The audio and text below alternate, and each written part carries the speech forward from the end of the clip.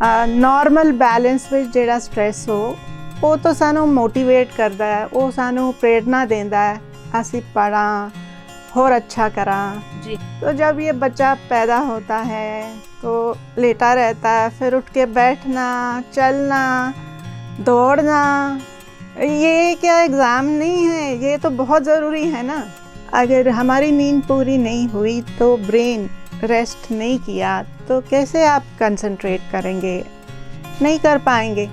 आप जितना पढ़ेंगे उससे कम आपके दिमाग के अंदर जाएगा। बर्गर या कुछ ऐसे हैवी स्नैक्स खा लिए तो आप अगर सपोज़ नॉर्मली 10 बजे सोते हैं तो आपको 8 बजे से ही नींद आनी शुरू हो जाएगी, तो आपका कंसंट्रेशन लेवल 8 बजे से लो होना शुरू हो जाएगा। हमें सोना 7 से 8 घंटे ही है, उससे कम सोएंगे तो ब्रेन की कैपेसिटी जो है वो कम होने वाली है। ਸਤਿ ਸ਼੍ਰੀ ਅਕਾਲ। ਨਿਰਪੱਖ ਪੋਸਟ ਦੇਖ ਰਹੇ ਸਾਰੇ ਦਰਸ਼ਕਾਂ ਦਾ ਮੇਰੇ ਯਾਨੀ ਕਿ ਰੀਤ ਕੌਰ ਦੇ ਵੱਲੋਂ ਨਿੱਘਾ ਸਵਾਗਤ ਹੈ। ਹਰ ਰੋਜ਼ ਦੀ ਤਰ੍ਹਾਂ ਪ੍ਰੋਗਰਾਮ ਹੈਲਥ ਸ਼ੋ ਲੈ ਕੇ ਹਾਜ਼ਰ ਹੋਏ ਹਾਂ। ਵੈਸੇ ਤਾਂ ਇਸ ਪ੍ਰੋਗਰਾਮ ਦੇ ਵਿੱਚ ਅਸੀਂ ਤੁਹਾਡੇ ਨਾਲ ਕਾਫੀ ਸਾਰੀਆਂ ਹੈਲਥ ਟਿਪਸ ਜ਼ਰੂਰ ਸਾਂਝੀਆਂ ਕਰਦੇ ਹਾਂ, ਪਰ ਅੱਜ ਇਸ ਸ਼ੋ ਦੇ ਵਿੱਚ ਅਸੀਂ ਤੁਹਾਡੀ ਮੁਲਾਕਾਤ ਇੱਕ ਖਾਸ ਮਹਿਮਾਨ ਦੇ ਨਾਲ ਕਰਵਾਉਣ ਲੱਗੇ ਹਾਂ। ਡਾਕਟਰ ਸਾਹਿਬ ਦੇ ਨਾਲ ਕਰਵਾਵਾਂਗੇ ਤੁਹਾਡੀ ਮੁਲਾਕਾਤ ਤੇ ਬਹੁਤ ਸਾਰੀਆਂ ਖਾਸ ਚੀਜ਼ਾਂ ਦੇ ਉੱਤੇ, ਖਾਸ ਹੈਲਥ ਟਿਪਸ ਦੇ ਉੱਤੇ ਅੱਜ ਚਾਨਣਾ ਪਾਵਾਂਗੇ। ਸਾਡੇ ਨਾਲ ਇਸ ਵੇਲੇ ਸਟੂਡੀਓ ਦੇ ਵਿੱਚ ਡਾਕਟਰ ਹਰਵੰਦਨ ਕੌਰ ਬੇਦੀ ਜੀ ਮੌਜੂਦ ਹੈ। ਬਹੁਤ बहुत स्वागत है मैम। सत श्री अकाल जी। सत श्री अकाल। मैं doctor Harvandan Kaur Bedi, MD secretary ji. तो आज हम दोनों बैठ के मिल के बातचीत करने वाले हैं एग्ज़ाम स्ट्रेस पे, क्योंकि बच्चों का एग्ज़ाम्स आने वाले हैं और इस समय हर एक बच्चा कुछ ना कुछ तनाव में तो जाता ही है। तो क्यों ना हम बातचीत इस पे आगे बढ़ाएं। जी जी जी मैम। सो ਜਿਹੜੇ ਸਾਡੇ ਪੈਰੈਂਟਸ ਹੁੰਦੇ ਹੈ ਸਾਨੂੰ ਕਾਫੀ ਜ਼ਿਆਦਾ ਬਰਡਨ ਵੀ ਪਾਉਂਦੇ ਹੈ। ਵੈਸੇ ਮਾੜੀ ਗੱਲ ਨਹੀਂ ਹੁੰਦੀ, ਚੰਗੀ ਗੱਲ ਹੁੰਦੀ ਹੈ, ਕਿਉਂਕਿ ਪੇਰੈਂਟਸ ਇਹੀ ਚਾਹੁੰਦੇ ਆ ਕਿ ਜੇਕਰ ਅਸੀਂ ਅੱਜ ਪੜਾਂਗੇ ਤਾਂ ਹੀ ਸਾਡਾ ਕੱਲ ਦਾ ਜੋ ਭਵਿੱਖ ਹੈ, ਸਾਡਾ ਫਿਊਚਰ ਹੈ, ਬਿਲਕੁਲ ਸਿਕਿਉਰ ਹੋ ਜਾਏਗਾ। ਇਸ ਕਰਕੇ ਸਾਡੇ ਪੈਰੈਂਟਸ ਸਾਨੂੰ ਕਾਫੀ ਜ਼ਿਆਦਾ ਜ਼ੋਰ ਪਾਉਂਦੇ ਆ ਕਿ ਤੁਸੀਂ ਪੜੋ, ਤੁਸੀਂ ਬਿਲਕੁਲ 100% ਜਿਹੜੇ ਆ ਤੁਸੀਂ ਨੰਬਰ ਲੈ ਕੇ ਆਣੇ ਆ। ਪਰ ਇਹ ਸਭ ਤੋਂ ਬਾਅਦ ਜੋ ਸਾਡੇ ਬੱਚੇ ਨੇ, ਸਟੂਡੈਂਟਸ ਨੇ, ਉਹਨਾਂ ਦੇ ਮਾਈਂਡ ਦੇ ਉੱਤੇ ਕਾਫੀ ਜ਼ਿਆਦਾ ਸਟ੍ਰੈਸ ਪੈਂਦਾ ਹੈ। ਕਿ ਮੈਮ ਇਸ ਸਟ੍ਰੈਸ ਨੂੰ ਦੂਰ ਕੀਤਾ ਜਾ ਸਕਦਾ ਹੈ ਜਾਂ ਸਟ੍ਰੈਸ ਕਿਉਂ ਪੈਂਦਾ, ਕੁਝ ਡਿਟੇਲ ਦੇ ਵਿੱਚ ਗੱਲਾਂ ਜਿਹੜੀਆਂ ਸਾਡੇ ਦਰਸ਼ਕਾਂ ਦੇ ਨਾਲ ਸਾਂਝੀਆਂ ਕਰੋ। ਜ਼ਰੂਰ ਜੀ। ਇੱਕ ਤਾਂ ਪਹਿਲੀ ਗੱਲ ਹੈਗੀ ਕਿ ਤਣਾਅ ਬੁਰਾ ਨਹੀਂ ਹੈਗਾ। ਜਦ ਇਹ ਤਣਾਅ ਉਸ ਹੱਦ ਤੋਂ ਪਾਰ ਕਰ ਜਾਂਦਾ ਹੈ ਕਿ ਇਹ ਸਾਨੂੰ ਕੰਮ ਨਹੀਂ ਕਰਨ ਦਿੰਦਾ, ਇਹ ਸਾਨੂੰ ਪੜ੍ਹਨ ਨਹੀਂ ਦਿੰਦਾ, ਕੰਸਨਟ੍ਰੇਸ਼ਨ ਨਹੀਂ ਕਰਨ ਦਿੰਦਾ, ਨੀਂਦਰ ਸਾਨੂੰ ਆਉਂਦੀ ਨਹੀਂ, ਖਾਣ ਪੀਣ ਦਾ ਕੁਝ ਸੁੱਧ ਨਹੀਂ ਆਉਂਦੀ ਜੀ। दैट इज़ द टाइम ना स्ट्रेस डिस्ट्रेस बन जाता है। तो वो होंदा जेड़ा स्ट्रेस जेड़ा बुरा होंदा है जी। नॉर्मल बैलेंस विच जेड़ा स्ट्रेस हो वो तो सानू मोटिवेट करता है, वो सानू प्रेरणा देता है असी पढ़ा होर अच्छा करा जी और जिंदगी च तरक्की करा। ते हो की जाता है पहले तो थोड़ा ये वर्ड इन्ना आम हो गया ना स्ट्रेस, तो वो जब भी वर्ड आता है तो वो नेगेटिव तरीके नाल ही यूज असी उसनू सोचते हैं कि ये स्ट्रेस मतलब खराब। तो अब ये है कि जब एग्ज़ाम देना है तो तनाव आएगा, तो उससे पहले मैं ना एक छोटी सी बात दोनों माँ बाप और बच्चों को समझाना चाहूँगी जी। कि ये जो शायद बच्चे और माँ बाप ये भूल चुके हैं कि उन्हीं के बच्चों ने ज़िंदगी में कितने एग्ज़ाम पास कर लिए हैं बिना जाने कि वो एग्ज़ाम उन्होंने दिए भी हैं और पास भी कर लिए हैं जी। तो जब ये बच्चा पैदा होता है तो लेटा रहता है, फिर उठ के बैठना, चलना, दौड़ना, ये क्या एग्ज़ाम नहीं है, ये तो बहुत ज़रूरी है ना।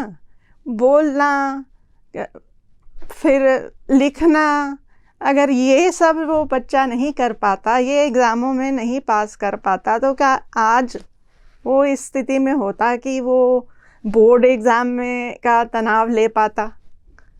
तो ज़िंदगी जो है ना, ज़िंदगी वो खुद ही एक एग्ज़ाम है। तो ज़िंदगी के में ये होता है एग्ज़ाम में कि कुछ सिखाया नहीं जाता है, पहले सीधा प्रश्न पे दिया जाता है प्रश्न, क्वेश्चन पेपर।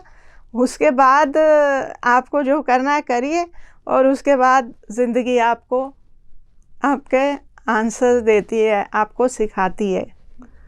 पर यहाँ तो आपको, जब आप बोर्ड में जाके बैठ रहे हैं, कुछ ना कुछ तो आइडिया है कि भी ये सिलेबस है, ये इम्पोर्टेंट क्वेश्चंस हैं, इन्हीं में से कुछ आएगा। तो ये तो जो ज़िंदगी के एग्ज़ाम है ना, जो आपने अभी झेलने हैं, उससे तो बहुत आसान एग्ज़ाम है। तो अगर आप अपनी जहन में ये लेके बैठ जाएंगे कि ये शुरुआत है एक, और ये बहुत अच्छी, मतलब सहल शुरुआत है, और इसके पहले आपने इतने एग्ज़ाम पास कर लिए हैं, इतने एग्ज़ाम पास कर लिए हैं जिनके बारे आपको पता नहीं, तो शायद ये आपको, माँ बाप को, बच्चों को, दोनों को दिलासा देगा जी। अब क्योंकि एग्ज़ाम पास में है, तो हम उन्हीं चीज़ों की बातचीत करेंगे जिससे कि ये शॉर्ट टर्म में बच्चे अपना जो तनाव है कंट्रोल करके, और अपनी मैक्सिमम जो है, हम अपने मैक्सिमम पोटेंशियल तक जा सकते हैं। ये देखा देखी कि उसके 99 आए या उसके 100 आए या उसके 90% आए, तुम्हारे इतने आए, सबकी क्षमताएं अलग होती हैं। और आज की ज़िंदगी ऐसी है कि सिर्फ पढ़ाई नहीं है, मतलब कि आपने डॉक्टर ही बनना है या इंजीनियर बनना है, आप बहुत स्किल्स सीख के ज़िंदगी में आगे बढ़ के बहुत अच्छा भी कर सकते हैं। पर एजुकेशन सिस्टम हमारा ऐसा है कि एटलीस्ट ओके, आपको 10वीं पास करनी है और आपको 12वीं पास करनी है, और हर एक का मन करता है कि मैं जितना अच्छा कर सकूं मैं करूं। तो जितना अच्छा आप कर सकते हैं, अगर आप तनाव की ग्रस्त में आ गए ना, तो उतना अच्छा आप कर नहीं पाएंगे। तो जब ये थोड़े दिन रह गए हैं, तो हमें थोड़ा अनुशासन में रहना चाहिए। हमारे को नींद पूरी करनी है। अगर हमारी नींद पूरी नहीं हुई, तो ब्रेन रेस्ट नहीं किया, तो कैसे आप कंसंट्रेट करेंगे? नहीं कर पाएंगे। आप जितना पढ़ेंगे उससे कम आपके दिमाग के अंदर जाएगा, और जो आपने पढ़ा है उसकी मेमोरी भी तो बननी चाहिए, तो उसका टाइम आपको अपने ब्रेन को देना ही पड़ेगा। कई बच्चे होते हैं वो खाना पीना, मतलब वो खाना ही बंद कर देते हैं, तो अब ब्रेन जो है वो ऊर्जा लेता है, सिर्फ उसको चाहिए ग्लूकोज। तो अगर उसके पास अब एनर्जी नहीं है, आप कुछ खा नहीं रहे, ऊर्जा कम है, तो वो अपने बेस्ट तरीके से काम तो कर नहीं पाएगा। उल्टा कुछ बच्चे होते हैं वो ज़्यादा खाने लग जाते हैं, तो इवनिंग टाइम में हैवी स्नैक्स ले लिए। तो ये हैवी स्नैक्स से क्या होता है कि ना, एक नींद की स्थिति आ जाती है। तो अगर सपोज़ आपने 6 बजे बर्गर या कुछ ऐसे हैवी स्नैक्स खा लिए, तो आप अगर सपोज़ नॉर्मली 10 बजे सोते हैं, तो आपको 8 बजे से ही नींद आनी शुरू हो जाएगी। तो आपका कंसंट्रेशन लेवल 8 बजे से लो होना शुरू हो जाएगा। और पानी पीना बहुत ज़रूरी है। 70-80% अगर हम पानी के बने हैं, तो फिर इसमें कोई समझने की बात तो है नहीं कि पानी हमें क्यों ज़रूरी है। पर कई बच्चे क्या करते हैं कि वो कैफ़ीन का इस्तेमाल ज़्यादा बढ़ा देते हैं, चाय और कॉफ़ी, क्योंकि ये हमें अलर्ट रखती हैं, पर ये हमें डिहाइड्रेट भी करती हैं। तो जो हमें पदार्थ पीने हैं, तो उनमें पानी हो सकता है, उनमें सूप हो सकता है जिसमें न्यूट्रिशन भी मिलेगी और जो लाइट भी होगा आपके पेट पे।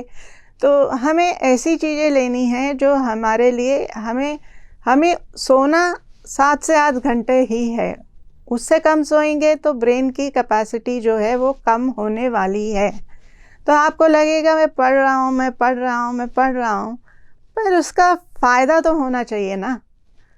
और अच्छी तरह से नहाओ धो, जो शावर लो, नहाना ही बंद कर देना कि उसको भी टाइम वेस्ट समझ रहे हैं आप। नहीं, शरीर को भी तो जो है अपनी थकान से दूर होना है, उसको भी तो रेस्ट चाहिए ना, क्योंकि ये माइंड बॉडी दोनों एक साथ चल रहे हैं। माइंड थका है तो भी आपको नहीं फ़ायदा होगा, शरीर थका है तो भी आपको फ़ायदा नहीं होगा। फिर एक टाइम टेबल हमें बना लेना है अभी और उसको फॉलो करना है।